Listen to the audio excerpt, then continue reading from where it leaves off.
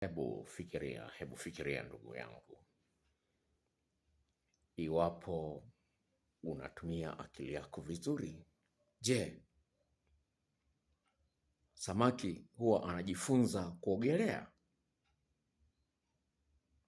Je, njiwa anajifunza kupaa?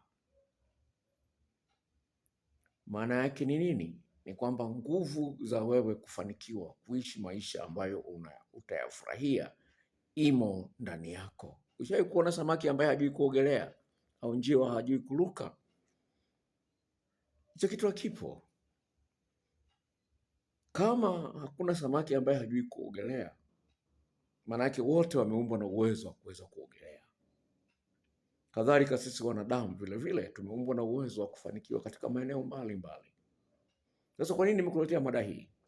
Kuna kitu kinachoitwa Dunning-Kruger effect. Yaani kuna watu ambao wana akili sana lakini wanajiona kama hawajui sana. Yaani ana akili 99% lakini anaangalia madhaifu aliyonayo ile 1%.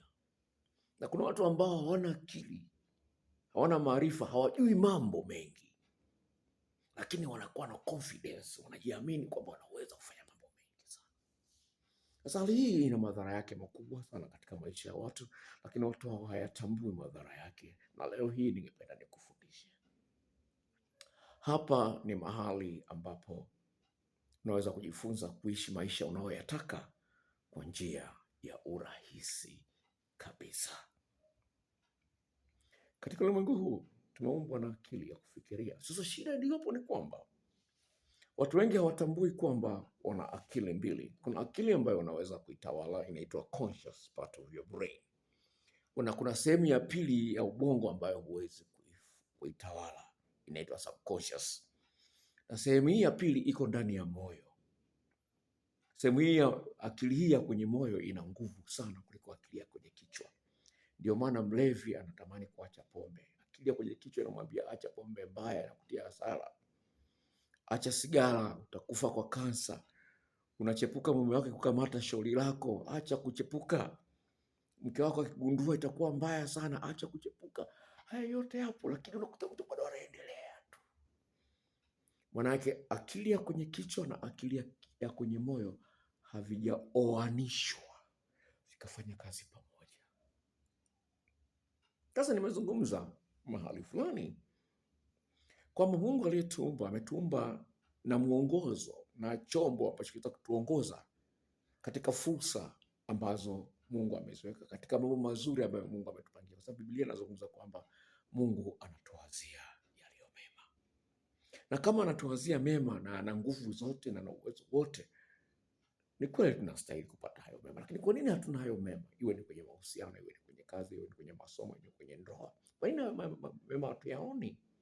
Ni kwamba kuna sehemu ya ubongo inaitwa reticular activating system ambayo inakuongoza mahali pazuri, kwenye fursa nzuri, watu ambao watakuunganisha na mambo mazuri. Lakini hii mtambo wa reticular activating system iko ndani ya ubongo, ikikutana na hofu inashindwa kumulika kuelekeza unapopaswa kwenda. Kwa hiyo unakuta kwamba kama vile hii ni tochi, nikimulika hapa, maanake upande huu wa pili unakuwa ni giza. Ndio hapo unasikia kuna nguvu za giza. Hizo nguvu za giza siku zote ni mbaya. Sasa shida ni kwamba ili giza umelitengeneza wewe mwenyewe kutokana na hofu. Watasemaje? Atasemaje mume wangu? Atasemaje mwalimu wangu? Atasemaje bosi wangu? Majirani watasemaje? Utaniwaziaje? Kwa hiyo unajiwekea mpaka wewe mwenyewe. Sasa leo nataka nikufundishe jinsi ya kuondoa mpaka huo. Naomba unisikilize. Kwa hiyo ni jambo la msingi sana ufahamu kwamba unaukubali kwamba Bwana, mimi ninaweza, ninapendeka, nina thamani, ninaweza kufanya hili ili naliweza. Sasa shida, kuna sauti ndani yako inakwambia Bwana, hili ni gumu, wameshindwa wengi, hili haiwezekani, wewe upendeki, huna makalio, huna matiti, utapendeka, huna hela, wewe mwanamke gani atakukubali una hela? Haya yote yapo, hizo kelele zipo, zinakuja ndani yako. Lazima ujifunze jinsi ya kushinda kelele hizo.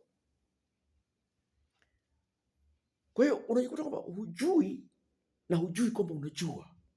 Hebu fikiria mama huyu wa miaka, yuko ndani ya ndoa miaka 23, amesikiliza kwenye YouTube hapa kwamba chuchu za mwanaume ni moja kati ya maeneo 14 ambayo mwanamke anapaswa ajue jinsi ya kuyachezea. Maeneo 14. Sasa akasema zungumzia chuchu ni moja kati ya eneo hilo, nikazungumza jinsi ya kuchezea chuchu za mwanaume. Sasa akafanya majaribio kwa mume wake. Mume wake akafurahi kweli. Hajaagizia video, nazo video karibia 60 ambazo namtumia mwanamke. Hajaagizia hizo video, lakini hilo moja tu kanipigia kunishukuru. Hilo moja tu kanipigia simu kunishukuru. Mume wake amestaafu na miaka 48, dada ana miaka 48. Unaweza kuona yuko ndani ya ndoa miaka 23, alikuwa hajui kwamba chuchu za mwanaume zinamsisimua vizuri sana. Mwanaume anasikia utamu mkubwa sana akikutana mwanamke anajua kuchezea chuchu zake. Sasa unaona, alikuwa hajui mpaka alipokutana na mimi hapa YouTube. Sasa ngoja nikusomee, ngoja chukua simu.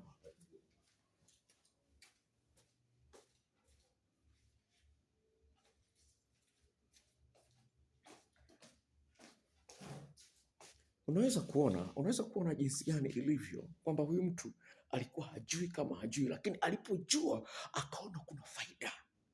Sasa ndio nikuonyesha kuna kitu nataka nikuletea hapa leo uweze kuona. Huyu kaka nilikuwa na chat naye, sawa? Yuko WhatsApp hapa, sawa? Amenitumia message hii jioni ya leo.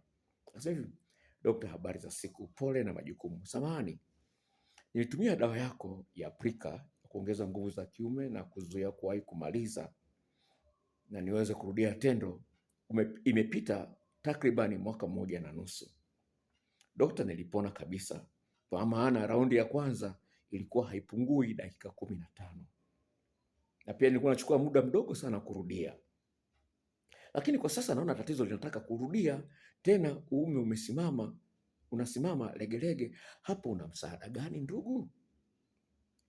Nikamwambia hivi, kuna kipindi ulikaa zaidi ya wiki 2 bila kufanya tendo la wanandoa na ukufuata maelekezo niliyokuwa nimeweka kwenye karatasi ya ile dawa uliyoitumia ya husuyo kukaa muda mrefu bila kufanya tendo la ndoa.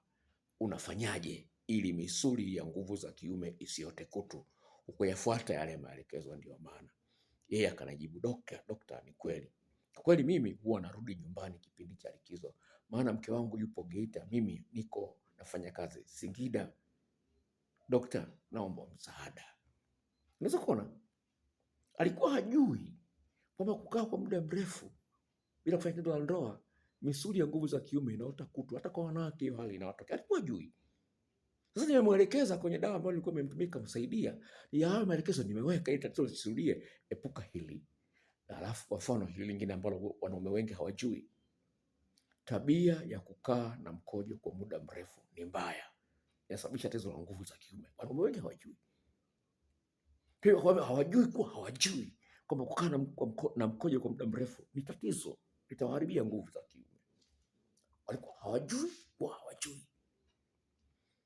Sasa ujanja ni kwamba lazima ujifunze haya mambo. Mwanaume ajue mambo mengi ya kutosha. Kwa hiyo inawezekana kabisa yale unayoyajua, iwe ni kwenye kazi, kwenye mahusiano, hayatoshi, lakini hujui kwamba hayatoshi. Unataka yale unayoyajua hayatoshi, lakini hujui kwamba hayatoshi. Kwa hiyo utalalamika tu, mke wangu anachepuka, mume wangu anachepuka, sijui nini, bosi wangu ananichukia. Hayo yote utalalamika kwa sababu hujui kwamba kuna njia ya kutokea. Kwa ni jambo la msingi sana, pendwa mtazamaji, uweze kutafuta njia za kujua. Sasa ndani ya nafsi yako kuna sauti ambayo inataka kukudanganya kwamba unajua. Sasa usipojua mbinu za kuikandamiza sauti hii isifanye kazi, utaendelea kuwa mjinga bila kujua kwamba wewe ni mjinga. Kuna sauti ya kukatisha tamaa, watasemaje, itakuwaje, nikifanya hivi itakuwaje, atanielewaje? Hiyo sauti lazima ujue jinsi ya ujifunze jinsi ya kuizuia ili uweze kusonga mbele, maanake maisha ni mchakato. Usibakie hapo hapo, utamboa mwenzio. Maisha yako utakuwa ni mtu wa kuboreka.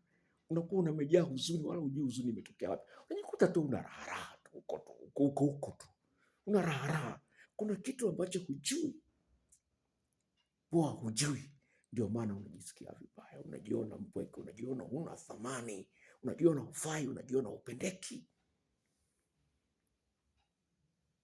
Kwenye Biblia, kitabu cha Kutoka sura ya 17, wana wa Israeli walikuwa wanapigana na taifa fulani la Wafilisti. Sasa Musa alikuwa akiinua mikono hivi katika maombi, wana wa Israeli walikuwa wanashinda. Lakini akishusha mikono ile, wana wa Israeli wanashindwa. Walipogundua hilo, walikuwa hawajui kwamba mikono ya Musa ina nguvu ya ajabu, inakuwa kama ni antena ya kuleta ushindi. Walikuwa hawajui, lakini wakagundua, kumbe kuna hili. Wakachukua mawe wakaweka ili waweze kusimamisha ile mikono isishuke, maana anachoka, yule mwanadamu anachoka.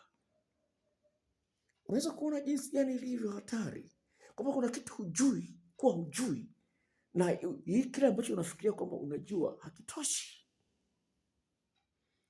Kwa sababu hakitoshi, unakuwa mwepesi kulaumu mazingira uliomo, kitu ambacho sio sahihi. Kwa jambo la muhimu sana, ujue jinsi ya kuongea na watu, jinsi ya kuongea na bosi wako na wafanyakazi wenzio na majirani, jinsi ya kuongea na mke wako, jinsi ya kuongea na mume wako. Haya ni mambo ambayo unapaswa kujifunza. Unapokuwa umekosea, jinsi gani ya kumpoza mwenzio. Kwa umekosea, lakini haimaanishi kwamba sababu umekosea wewe umekuwa ni nyanya mbovu ya kutupwa. Hakuna ambaye hakosei. Kama hakuna ambaye hakosei, basi lazima tufahamu jinsi ya kurekebishana, kuwekana sawa. Sio kwamba mwenzako akikwambia kosa lako unakurupuka, unapiga kelele, unakasirika. Tambua kwamba huyu mtu ananitakia mema, ananionyesha mahali ambapo pamepinda ili nipanyoshe. Lakini ukiambiwa makosa yako unakuwa mkali, unakasirika, unanuna, hutaki kuongea na mwenzio. Jamani, tunaenda wapi? Haipendezi kabisa. Ni muhimu sana tujue tunalopaswa kufanya kwa uhakika, na tuendelee kuboresha lile tunalolijua liwe bora zaidi. Hiyo inapendeza. Tafadhali subscribe kama unaangalia kwa mara ya kwanza, ili nitakapoweka video nyingine usipitwe na kujua mambo mapya. Mungu akubariki sana.